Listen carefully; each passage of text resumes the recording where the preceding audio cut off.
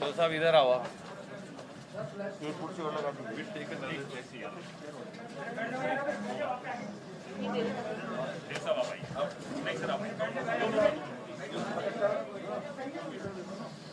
यहाँ लगाओ थोड़ा और मेरी तरफ सरका लो, में कोई फर्क नहीं पड़ता। अर्चना प्रेस रिलीज दीजिए।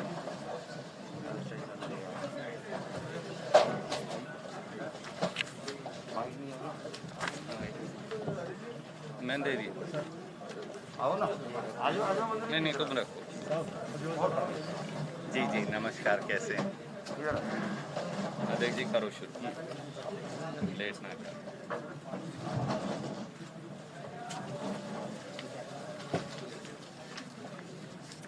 प्रदेश कांग्रेस कमेटी के इस कार्यालय में भैया जैसा आपको विदित है शुरू होगी अब। कि मोदी सरकार के 3 बिल जो किसान विरोधी हैं उनको लेकर के आदरणीय सोनिया गांधी जी, आदरणीय राहुल गांधी जी, अखिल भारतीय कांग्रेस कमेटी ने आज प्रेस कॉन्फ्रेंस के माध्यम से ये बिल क्यों किसान विरोधी है, किसान को क्या नुकसान होने वाला है, इसके बारे में बताने के लिए हमारे बीच में हमारे राजस्थान के लोकप्रिय मुख्यमंत्री आदरणीय अशोक गहलोत जी हैं। हमारे बीच में अखिल भारतीय कांग्रेस कमेटी के हमारे महासचिव जो कर्नाटक के इंचार्ज हैं, मीडिया के चेयरपर्सन भी हैं आदरणीय सुरजेवाला जी, हमारे छत्तीसगढ़ के मंत्री और अखिल भारतीय कांग्रेस कमेटी से आज इस प्रेस कॉन्फ्रेंस को संबोधित करने के लिए पधारे हैं टी सिंहदेव साहब, हमारी जो जन घोषणा समिति है उनके सदस्य आदरणीय अमर सिंह जी साहब, साहू साहब अभी पधारने वाले हैं, 5-4 मिनट में पधारेंगे। हमारे निवर्तमान जिलाध्यक्ष आदरणीय प्रताप सिंह जी, हमारे कैबिनेट मंत्री आदरणीय हरीश चौधरी जी, इन सबका प्रदेश कांग्रेस कमेटी के इस प्रांगण में प्रदेश कांग्रेस कमेटी के अध्यक्ष के नाते हार्दिक स्वागत करता हूं, अभिनंदन करता हूं। जिस प्रकार से ये तीनों के तीनों बिल किसान को नुकसान पहुंचाने वाले, कमजोर करने वाले और पूरे देश में किसान उद्वेलित है। पहले भी जब एनडीए 1 थी तो किसान अधिग्रहण, भूमि अधिग्रहण कानून में किस प्रकार से राहुल गांधी जी और सोनिया गांधी जी और कांग्रेस ने मिलकर के किसानों के साथ लड़ाई लड़के उनको बचाया था, अब भी कमर कस रखी है। ज्यादा विस्तार से मैं नहीं बता करके मैं अंत में मोदी सरकार और हमारी राजस्थान के सरकार में किसानों को लेकर के क्या फर्क है वो जरूर बताऊंगा 2 मिनट के लिए। लेकिन उससे पहले मैं आज की इस प्रेस कॉन्फ्रेंस को संबोधित करने के लिए हमारे राजस्थान के लोकप्रिय मुख्यमंत्री आदरणीय अशोक गहलोत जी से निवेदन करूंगा कि वो आपको संबोधित करें, प्रेस को संबोधित करें। आदरणीय अशोक गहलोत साहब।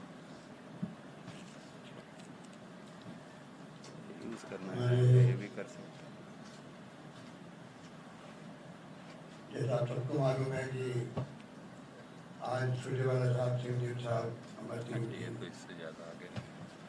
अभी तंदुरुस्त सऊदी आने वाले हैं और हमारे पवन खेड़ा साहब सब लोग दिल्ली से आए हैं। तो आप समझ सकते हो कि इस प्रेस कॉन्फ्रेंस का क्या मायने कितना महत्व है।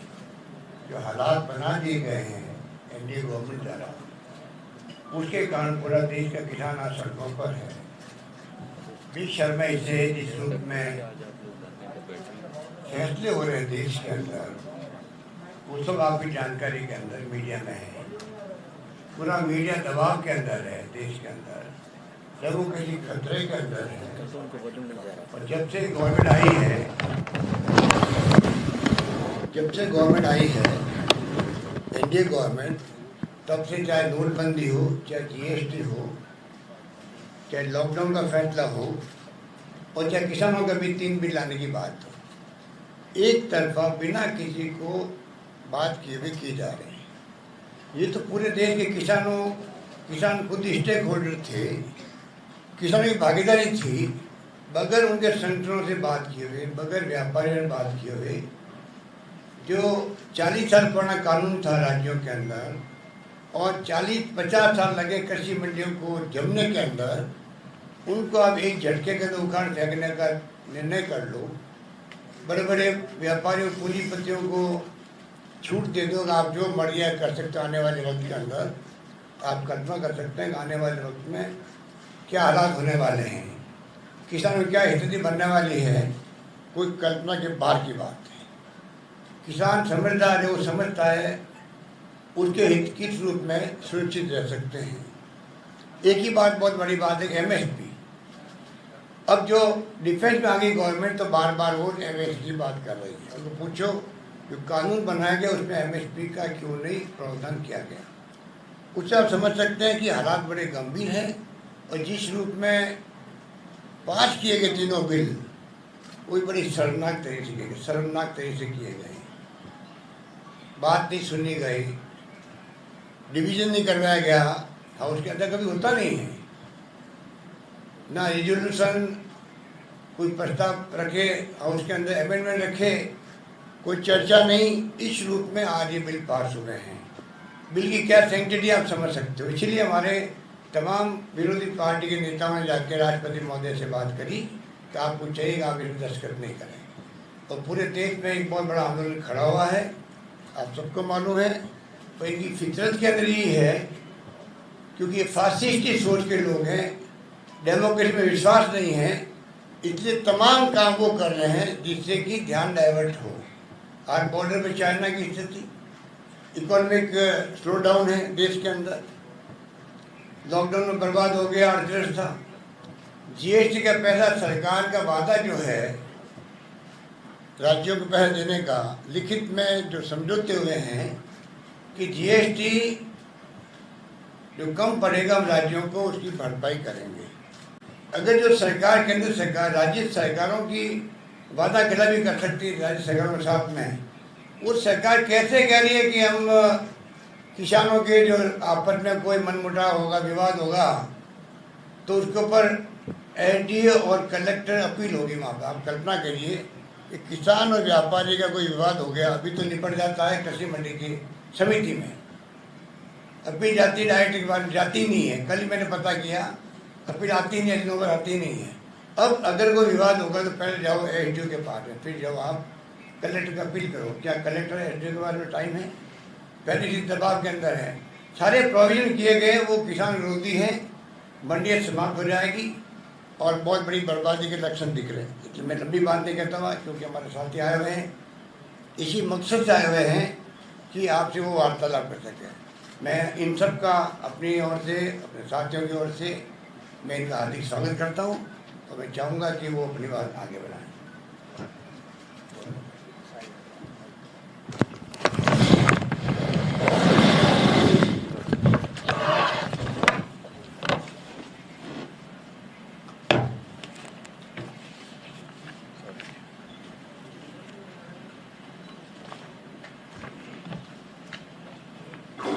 नमस्कार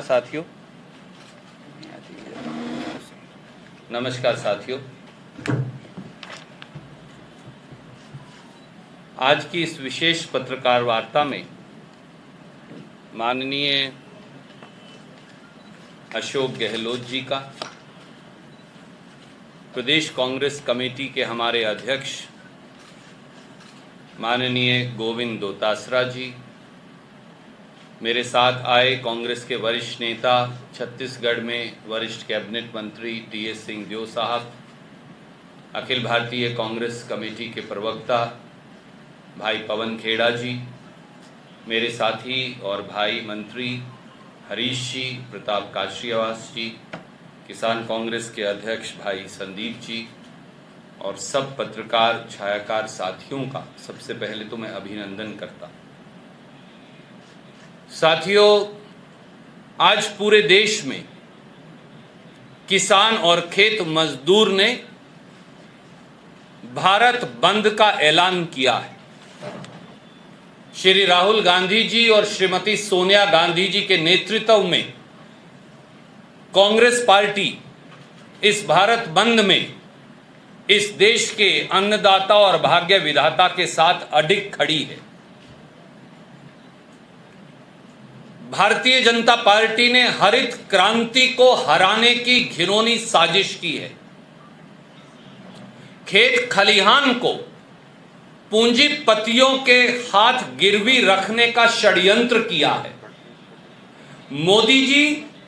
मोदी जी कसम तो किसानों की खाते हैं और मुनाफा चंद पूंजीपति मित्रों को दिलवाते हैं। मोदी सरकार ने 3 काले कानूनों के माध्यम से किसान, खेत मजदूर, छोटे दुकानदार, मंडी मजदूर, मंडी के ट्रांसपोर्टर, मुनीम और छोटे छोटे कर्मचारी की आजीविका पर एक क्रूर और कुत्सित हमला बोला है। किसान और खेत मजदूर के भविष्य को रौंदकर मोदी जी ने उनके भाग्य में बर्बादी और बदहाली की गाथा इन 3 काले कानूनों से लिख डाली है। ये किसान और खेत खलिहान के खिलाफ एक घिनौना षड्यंत्र है। आज देश में 62 करोड़ किसान और खेत मजदूर और 250 से अधिक किसान संगठन इन काले कानूनों के खिलाफ भारत बंद के माध्यम से धरना प्रदर्शन कर अपना विरोध जता रहे हैं और दुर्भाग्य से देश के प्रधानमंत्री माननीय नरेंद्र मोदी पूरे देश को बरगला रहे हैं। अन्नदाता किसान की बात सुनना तो दूर, संसद में उनके नुमाइंदों की आवाज का गला घोटा जाता है और सड़कों पर किसान और मजदूर को बेरहमी से पीटा जाता है। जैसा गहलोत साहब ने कहा था, संसद में संविधान का गला घोटा जा रहा है और खेत खलिहान में मजदूरों की आजीविका का, किसान की आजीविका का। देश में कोरोना, सीमा पर चीन और खेत खलिहान पर मोदी जी ने हमला बोल रखा है। किसान विरोधी ये तजर्बा भारतीय जनता पार्टी ने 2006 में मंडियों को खत्म कर बिहार से शुरू किया था, जहां किसान पूरी तरह से बर्बाद हो गया और अब घुन की तरह इन 3 काले कानूनों के माध्यम से यहां ले आए। मैं केवल 3 बिंदु कहूंगा और उसके बाद मेरे सहयोगी टीएस सिंह देव जी 3 बिंदु आपको इन कानूनों के बारे में संक्षिप्त में बताएंगे। इससे पहले मैं वहां आपका ध्यान आकर्षित करूं, इस देश में 1965-66 में जब हरित क्रांति की शुरुआत इंदिरा जी ने की, तो इस देश में हरित क्रांति के 3 आधार हैं। पहला आधार है सरकारी फसल खरीद प्रणाली, यानी 23 फसलों को सरकार खरीदने के लिए बाध्य है केंद्र सरकार। दूसरा आधार है एमएसपी या न्यूनतम समर्थन मूल्य, जो 23 फसलों का डिक्लेयर किया जाता है। और अब छत्तीसगढ़ में तो टीएस सिंह देव साहब और साहू साहब दोनों यहां मौजूद हैं, वो आपको बताएंगे कि पहली बार आदिवासी की फसल का भी एमएसपी हमारी सरकार ने वहां घोषित किया। और तीसरा है गरीब का राशन की दुकान, जो फसल किसान से खरीदेंगे धान और गेहूं और दालें, उन्हें राशन की दुकान से सस्ते रेट पर गरीब को दिया जाएगा। नरेंद्र मोदी जी ने खेत और खलिहान पर हमला नहीं बोला अकेले, उन्होंने अकेले खेत मजदूर पर और मंडी पर हमला नहीं बोला। नरेंद्र मोदी और भारतीय जनता पार्टी ने इस देश के अनुसूचित जाति और पिछड़े वर्गों को मिलने वाले राशन की दुकान पर सस्ते अनाज पर हमला बोला। ये उस सब को खत्म करना चाहते। और 3 बातें जिनकी तरफ इस काले कानून का मैं ध्यान आकर्षित करूंगा। पहली, अगर अनाज मंडी, सब्जी मंडी यानी एपीएमसी व्यवस्था पूरी तरह से नष्ट हो जाएगी तो कृषि उपज खरीद प्रणाली भी पूरी तरह से नष्ट हो जाएगी।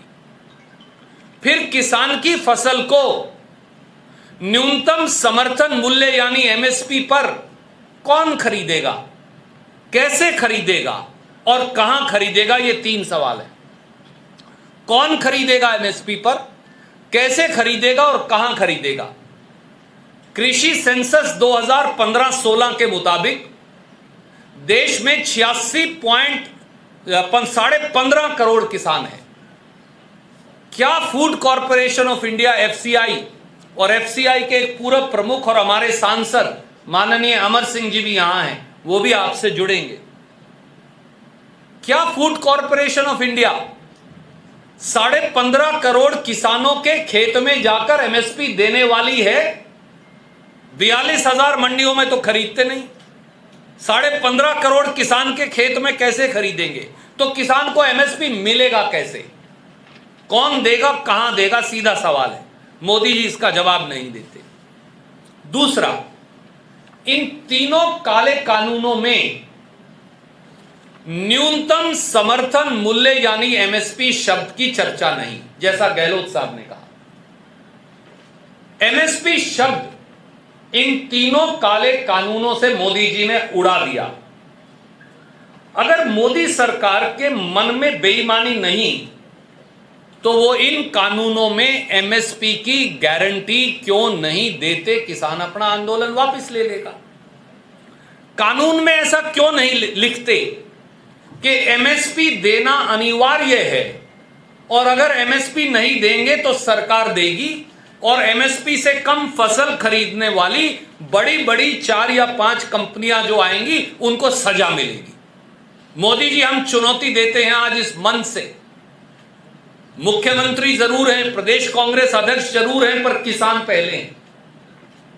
किसानों के हम प्रतिनिधि, किसान हम खुद जो हैं, आज आपको चुनौती देते हैं राहुल गांधी जी और कांग्रेस की ओर से।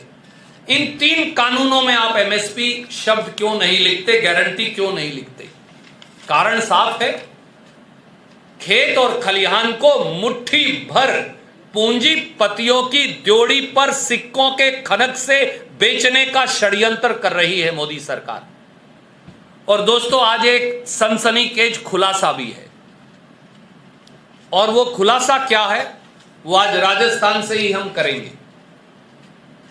कल नरेंद्र तोमर जी ने और उससे पहले मोदी जी ने कहा इन कानूनों में एमएसपी लिखना अनिवार्य नहीं, इसकी जरूरत ही नहीं। आप सबने सुना, हमने पढ़ा। ये एक रिपोर्ट है जो मैं आपको जारी कर रहा हूं। ये वो रिपोर्ट है जो मुख्यमंत्री मोदी ने भारत सरकार को दी थी। ये वो रिपोर्ट है आज हम लेकर आए। इस रिपोर्ट की केवल मैं 2 लाइनें आपको पढ़कर बताऊंगा और आपके पाठक और दर्शक निर्णय करें कि इस देश का सबसे बड़ा झूठा कौन है। मोदी जी की इस रिपोर्ट में उन्होंने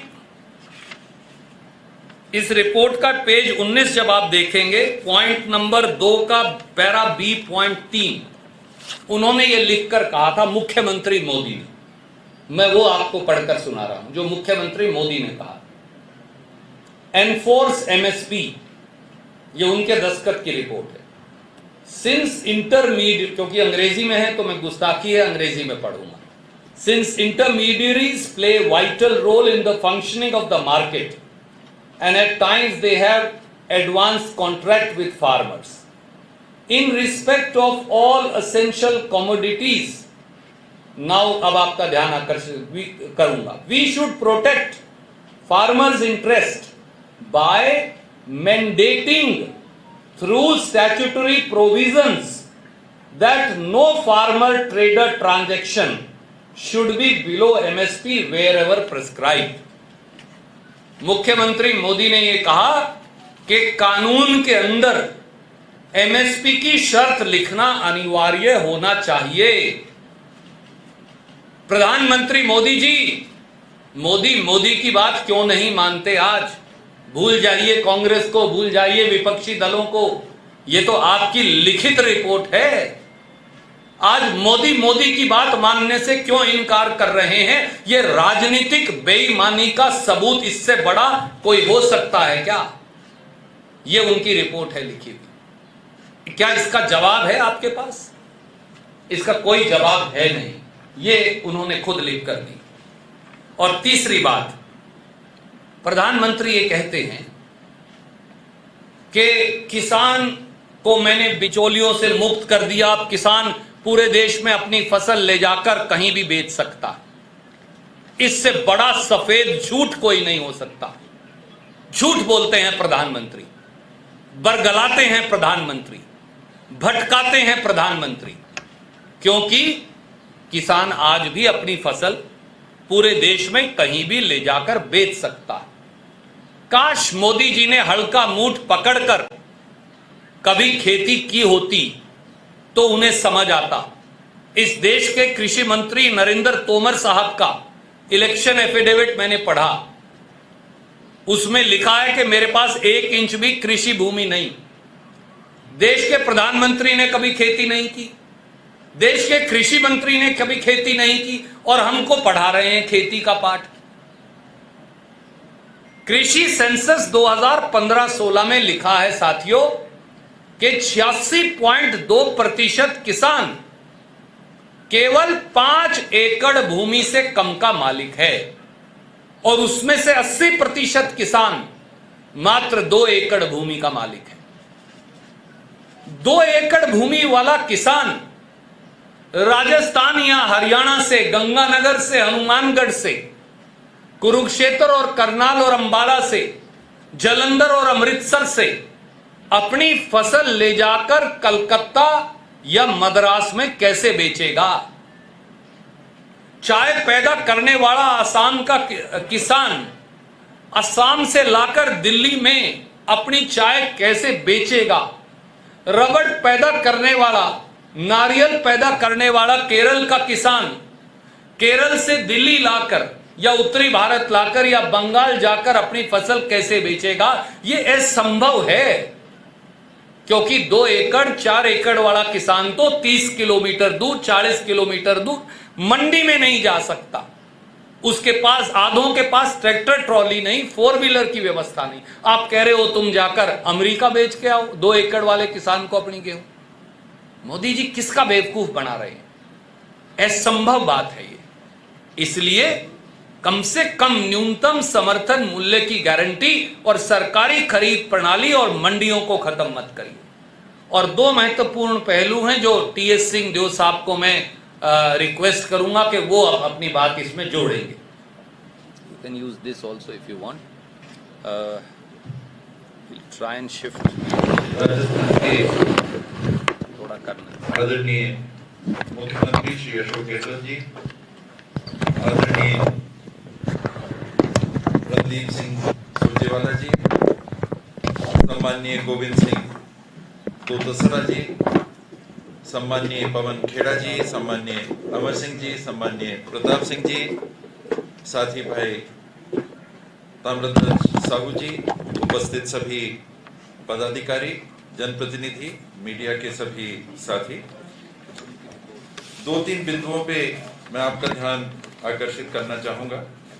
पहला, कृषि विशेषज्ञों का ये मानना है कि ये जो 3 काले कानून लाए गए, ये शांता कुमार कमेटी, जिसका उद्देश्य एमएसपी को समाप्त करने का था, 80,000 से 1 लाख करोड़ रुपए केंद्र शासन के बचाने का था, उसको लागू करने के लिए ये 3 कानून लाए गए। पहला, क्या ये सरकार देश के किसानों के हक से 80,000 से 1 लाख रुपए वापिस लेना चाहती है और पूंजीपतियों के हाथों में देना चाहती है? ये अंतर जो आएगा कृषि उपज के दामों का, भाव गिरेंगे तो ये पैसा कहां जाएगा? ये मूल प्रश्न है। और इसीलिए एमएसपी की अनिवार्यता की बात कांग्रेस का शीर्ष नेतृत्व करता रहा है और उस बात पे अडिग रहेगा। दूसरी बात, ठेका प्रथा को लागू करना। इन कानूनों से होगा क्या?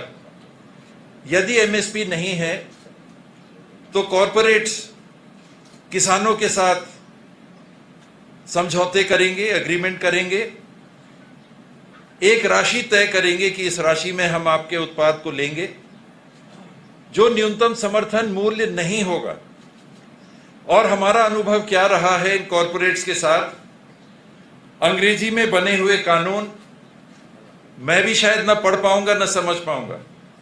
देश का सामान्य किसान क्या इन समझौतों को समझ भी पाएगा कि किस पे उनके हस्ताक्षर किए जा रहे हैं, कराए जा रहे हैं? और दूसरा, गुजरात में क्या हुआ, एक कॉरपोरेट पेप्सिको ने किसानों के ऊपर केस कर दिया। प्रधानमंत्री जी के गुजरात में, पूर्व मुख्यमंत्री जी के गुजरात में, एमएसपी वाले मुख्यमंत्री जो अब प्रधानमंत्री के रूप में एमएसपी को नहीं पहचान रहे उनके राज्य में, आलू लेस के लिए, लेस चिप्स के लिए लोगों ने उत्पादन किया और उनको कोर्ट के कटघरे में खड़ा कर दिया गया। ये होने वाला है इस कानून का। और जब दाम पक्के नहीं होते, हम लोगों ने अनेकों बार देखा है कि ये कंपनियां पीछे हट जाती हैं सामान लेने में जब भाव गिर जाते हैं। छत्तीसगढ़ का हमारा अनुभव है, किलोमीटर के किलोमीटर पे लोगों ने टमाटर बिछा दिए, क्योंकि फसल को, टमाटर को तोड़ने के लिए जो खर्चा लग रहा था वो दाम से कम हो गया था, और जिन लोगों ने अनुबंध किया था वो गायब हो गए थे, नदारद हो गए थे। ये देश के किसानों का भविष्य इन 3 काले कानूनों के माध्यम से करने की स्थिति बनाई जा रही है। और कृषि के उत्पादन की बात, क्या हम कभी इस बात की कल्पना कर सकते हैं कि देश की सरकार सीधे मुनाफाखोरों को 1 रुपए का 2 रुपए में बेचने की छूट दे रही? 100 रुपए की चीज को दुगना जब तक नहीं होगा दाम, तब तक कोई भी बीच में सरकार हस्तक्षेप नहीं करेगी। यानी पहले ही आपने कह दिया कि 100 रुपए की चीज 200 रुपए तक बेच लो, जब 201 की बात आएगी तब हम बीच में आएंगे। ये कानून देश के ऊपर थोपे जा रहे हैं। इन बातों को समझने की आवश्यकता है और इसका भरपूर विरोध करने की आवश्यकता है। राज्यों के अधिकार, 7वीं अनुसूची में central list, concurrent list, state list, ये सारी चीजों का उल्लेख है। और कृषि सीधे सीधे स्टेट लिस्ट की कंडिका 24 में राज्य के अधिकार में रेखांकित है।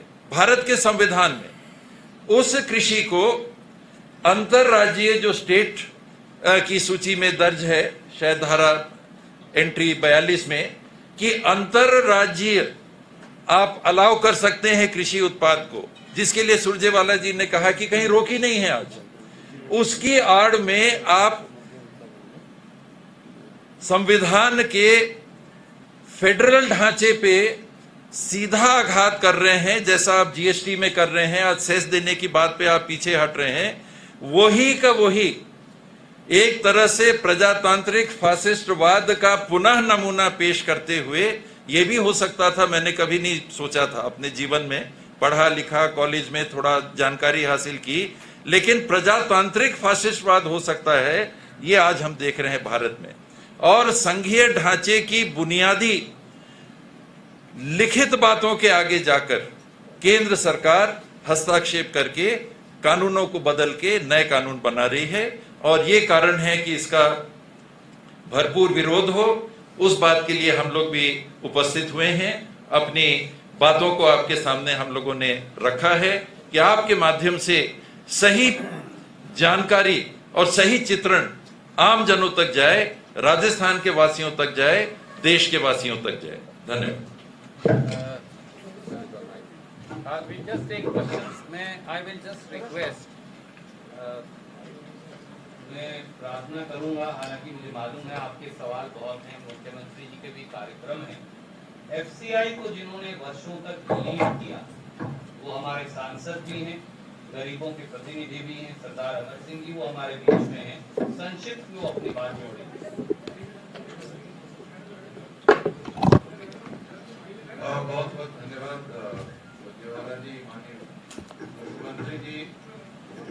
सभी साथियों में ज्यादा टाइम नहीं लूंगा। देखो, ये सरकार एक इंटरनेशनल एजेंडा के तहत चल रही है, ये नेशनल एजेंडा नहीं है। मैं जब नौकरी में होता था तब भी वर्ल्ड ट्रेड ऑर्गेनाइजेशन, जिसको विश्व व्यापार संगठन कहते हैं, उसका वर्ल्ड बैंक का ये दबाव रहता था कि आप लोगों ने एग्रीकल्चर जो मार्केट है, और ये दोस्तों आप हैरान हो जाओगे, अगर अपन सारी प्रोडक्शन का एग्रीकल्चर की प्रोडक्शन का हिसाब लगाएं तो ये 25 से 30 लाख करोड़ का धंधा है एनुअली, 25 से 30 लाख करोड़ का। तो World Trade Organization, World Bank ये तब से कहता आ रहा है जब मैं सरकारी नौकरी में होता था। वो कहते क्या है, इस मुल्क ने जब ग्रीन रेवोल्यूशन किया, ग्रीन रेवोल्यूशन इसलिए किया था क्योंकि अपने यहाँ खाद्यान्न पैदा नहीं होता था, खाद्यान्न पैदा नहीं होता था उतना जितना मुल्क को चाहिए था। अगर आपको याद हो, शिप टू माउथ ये कंट्री का नाम पड़ा हुआ था। अमेरिका से पीएल 480 आती थी, फिर अपने यहाँ बढ़ता था। तो उस वक्त फूड कारपोरेशन ऑफ इंडिया को बनाया गया 1965 में। उसके साथ ही व्यवस्था बनाई गई कि किसान जो पैदा करेगा उसका मिनिमम समर्थन मूल्य होगा, जिसको एमएसपी कहते हैं। उसी के साथ क्योंकि गरीब जनता बहुत थी, तो इसीलिए पब्लिक डिस्ट्रीब्यूशन, जो सस्ता अनाज गल्ला आप कहते हो, गरीबों को मिलता है, ये सारी व्यवस्था खड़ी गई। अब जो वर्ल्ड बैंक है और WTO है, वो क्या कह रहा कि ये जो आपकी व्यवस्था है, ये यूपीए के टाइम पे भी बहुत प्रेशर रहा। ये जो आपने फूड कारपोरेशन ऑफ इंडिया पैदा किया है, पब्लिक डिस्ट्रीब्यूशन करते हो, एग्रीकल्चर सब्सिडी देते हो, फूड सब्सिडी देते हो, इसको कम करो। आप अपने एग्रीकल्चर सेक्टर को खोलो। सभी सरकारों पे हमेशा प्रेशर रहा है। यूपीए ने, कांग्रेस ने कभी ये कहना नहीं माना। ये मोदी जी जैसे ही 2014 में आए तो खेड़ा साहब ने बहुत अच्छी तरह बताया, शांता कुमार कमेटी बनाई 2014 में, बनते प्रधानमंत्री। और वो कमेटी रेकमेंड क्या कर रही है, रेकमेंड कर रही है कि जो पीडीएस है, जो सस्ता अनाज है, वो अभी अपने यहाँ 67% पॉपुलेशन को, 67% जनसंख्या को दिया जाता है, क्योंकि कांग्रेस ने नेशनल फूड सिक्योरिटी एक्ट 2013 में बनाया था, सोनिया जी के, मनमोहन सिंह जी के नेतृत्व में। तो कह रहे हैं कि आप 67% से 40% करो, शांता कुमार जी की पहली रिकमेंडेशन। दूसरी, एफसीआई को अनबंडल करो, कि इसको तोड़ ताड़ दो। तीसरा, पब्लिक प्रोक्योरमेंट कम करो, मतलब जो सरकारी खरीद है वो कम करो। चौथा, प्राइवेट सेक्टर को इस सेक्टर में बहुत लार्ज स्केल में एंट्री दो, ये शांता कुमार जी ने कहा। बड़ा विरोध हुआ था, थोड़े से ठंडे पड़ गए। फिर क्या होता है कि 2018 में प्रधानमंत्री जी तो हर चीज उनके नाम की चलती है, एक स्कीम निकाली पीएम आशा करके। पीएम आशा, वेबसाइट पे चले जाइए, पीएम आशा आ जाएगी। उसमें भी यही सारा कुछ था जो मैं पहले कह चुका कि वो 4 चीजें हटानी है। और अब ये ऑर्डिनेंस, कोविड चल रहा है, ऑर्डिनेंस लेके आ गए। और अब ये कानून, मंशा यही है किसी तरह एफसीआई को तोड़ना, जो सरकारी खरीद है उसको कम करना, और मंडियों को खत्म करना। पहले डैमेज करेंगे और फिर जब मंडी नहीं बचेगी, एमएसपी मिलेगा नहीं, कहे जा रहे हैं कि एमएसपी देंगे, पर एमएसपी मिलने के लिए एक व्यवस्था की जरूरत होती है। तो मंशा बहुत स्पष्ट है, बोल कुछ और रहे हैं, कर कुछ और रहे हैं। अंत ये रहेगा कि किसान सड़कों पे घूमेगा, मजदूर बनेगा और कॉन्ट्रैक्ट ऐसा कर रहे हैं 5 से 10 साल उसकी जमीन लिखाई जा सकती है। पहले 2 साल अच्छा भाव देंगे, फिर कहेंगे घाटा पड़ गया भाई मैं नहीं, और जमीन पे कब्जा भी नहीं देंगे। तो ये तो जो खेल कर रहे हैं मोदी सरकार, बहुत बड़ा कुठारघात है किसानों के खिलाफ, इस मुल्क के खिलाफ और गरीबों के खिलाफ। बस इतनी बात ही मैं कहना चाहता हूँ। कोई सवाल आप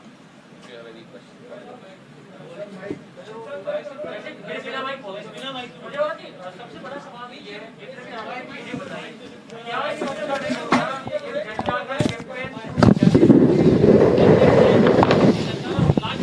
सॉरी आपकी आवाज मुझे सुनी नहीं क्योंकि बीच में पीछे से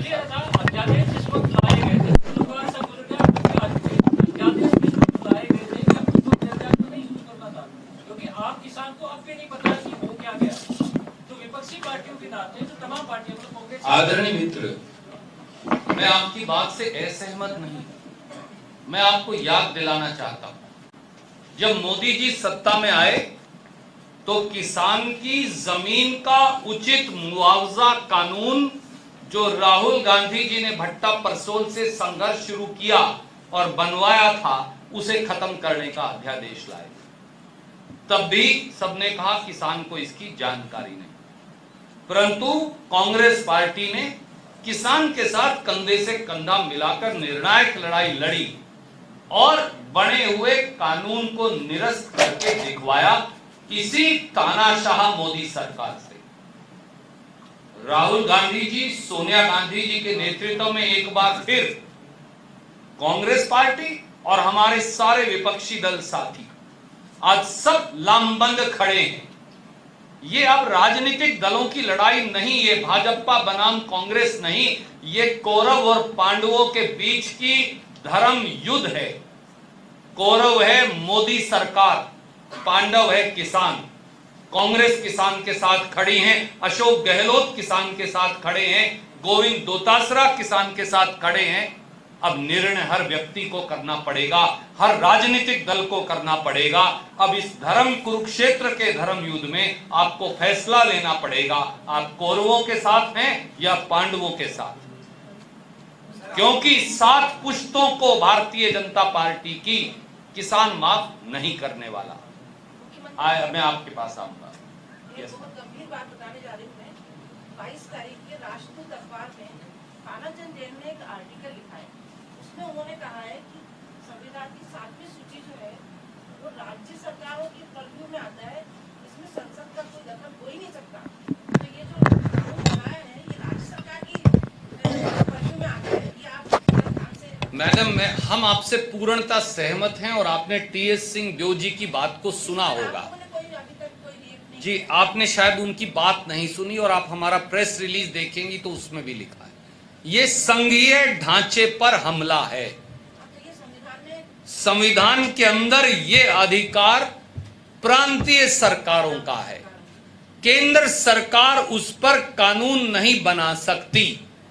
प्रधानमंत्री मोदी और भारतीय जनता पार्टी इस बात का नाजायज फायदा उठा रहे हैं कि लोकसभा राज्यसभा में उनके पास बहुमत है और कई प्रांतों में उनकी और उनके मित्र दलों की सरकारें हैं, 16-17 प्रांतों के अंदर, और वो उसका फायदा उठाकर देश के संविधान को पांव तले रौंद रहे हैं, संवैधानिक प्रक्रिया को की हत्या कर रहे हैं और संसद को अपना बंधक बना लिया है।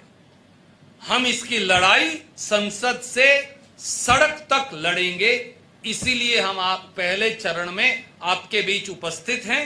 इसके बाद कांग्रेस पार्टी के साथी मुख्यमंत्रीगण और कांग्रेस पार्टी के विपक्ष के नेता, प्रदेश कांग्रेस के अध्यक्षगण अब राष्ट्रपति जी को एक ज्ञापन देंगे हर प्रांत में। 2 तारीख को, 2 अक्टूबर को, जब महात्मा गांधी जी की जयंती है, लाल बहादुर शास्त्री जी की जयंती है, हर विधानसभा क्षेत्र में किसानों के साथ मिलकर कांग्रेस धरना प्रदर्शन करेगी। 10 अक्टूबर को प्रदेश स्तर पर एक जगह हम कहीं भी चुनकर एक सम्मेलन करेंगे किसानों का, और 2 अक्टूबर से 31 अक्टूबर तक इन कानूनों के विरोध में कांग्रेस पार्टी के साथी गांव-गांव, ढाणी-ढाणी जाकर 2 करोड़ सिग्नेचर इकट्ठे करेंगे, दस्तखत, जो 14 नवंबर को श्रीमती सोनिया गांधी जी और राहुल गांधी देश के राष्ट्रपति को देंगे। ये सारी संघर्ष का खाका हमने तैयार कर लिया है। ना हम संघीय ढांचे पर हमला मंजूर करेंगे और ना देश के खेत और खलिहान पर।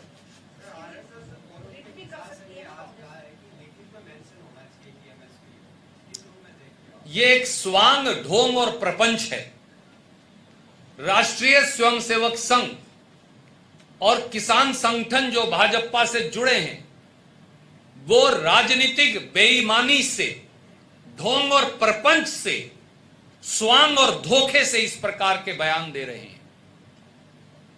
अगर ऐसा है तो वो आकर किसान और कांग्रेस के साथ खड़े होने का साहस दिखाएं, मैं उनको चुनौती देता हूं, और भारतीय जनता पार्टी से अपना समर्थन वापस ले। नहीं तो ये ढोंग, प्रपंच, स्वांग, धोखा ये बंद करेंगे ड्रामा। ये कहना है मंडियों का, जो मंडियां हैं उनका कहना है कि इस कानून से हमें तो ज्यादा ऐतराज नहीं है, क्योंकि हम जो टैक्स है वो आपको नहीं देंगे। सरकार जो मंडियों से टैक्स ले रही है वो टैक्स हम आपको नहीं देंगे। उस टैक्स को हटा दो तो बाहर की प्रतिस्पर्धा और हमारी प्रतिस्पर्धा बराबर की हो जाएगी। इस पर आप आदरणीय साथी, ये एक भ्रम जाल है जो भारतीय जनता पार्टी फैला रही है। मैंने, अगर आपने ध्यान से सुना, तो एक सवाल पूछा था। मंडी, सब्जी मंडी या अनाज मंडी इसलिए जरूरी है कि आधा एकड़ का किसान, 1 एकड़ का किसान, भूमिहीन किसान जो पट्टे पर लेकर जमीन जोतता है, मजदूर, अनुसूचित जाति और पिछड़े वर्गों के लोग जो 1-1, 2-2 एकड़ पट्टे पर लेकर जमीन जोतते हैं, जब वो मंडी में जाते हैं तो सामूहिक संगठन के आधार पर न्यूनतम समर्थन मूल्य एमएसपी की डिक्लेरेशन के आधार पर उनको वहां फसल की कीमत मिल जाती है। जब मंडियां खत्म हो जाएंगी तो किसान को न्यूनतम समर्थन मूल्य या एमएसपी कौन देगा, कहां देगा और कैसे देगा, इसका सवाल जवाब मोदी जी देते नहीं। आप मोरों को दाना चुगाते हुए दिल्ली में एमएसपी तो घोषित कर सकते हैं, पर मोरों को दाना चुगाकर 15.5 करोड़ किसानों, भाग्य विधाता, अन्नदाता के खेत में एमएसपी नहीं दे सकते, क्योंकि एफसीआई 15.5 करोड़ किसानों के खेत में कैसे जाएगी। आखिर में जो 2, 3 या 4 बड़ी कंपनियां आएंगी, जैसा अमर सिंह जी ने कहा, साहू साहब ने इससे पहले कहा था, आदरणीय गहलोत साहब ने कहा, टीएस सिंहदेव जी ने कहा, जो 4 कंपनियां आएंगी वो किसान की मेहनत औने पौने दामों पर खरीद ले जाएंगे। धन्यवाद। Okay, last question.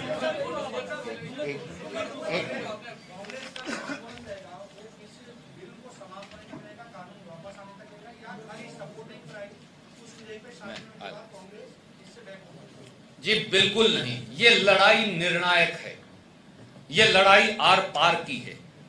इस देश का 62 करोड़ किसान और मजदूर भारतीय जनता पार्टी की 7 पुश्तों को माफ नहीं करेगा, और जब तक ये काला कानून वापस नहीं होगा, कांग्रेस का संघर्ष जारी रहेगा। और जिस दिन 130 करोड़ लोगों के आशीर्वाद से दिल्ली में भी राजस्थान की तरह कांग्रेस का परचम फहराया जाएगा, हम इन काले कानूनों को फाड़ कर फेंक देंगे। धन्यवाद।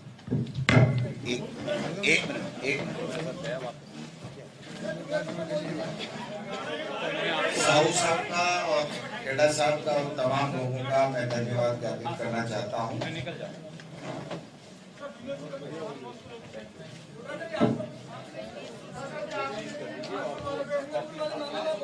मैं किसान वाले पे ही कहना चाह रहा था, अलग से बात कर लेंगे। धन्यवाद।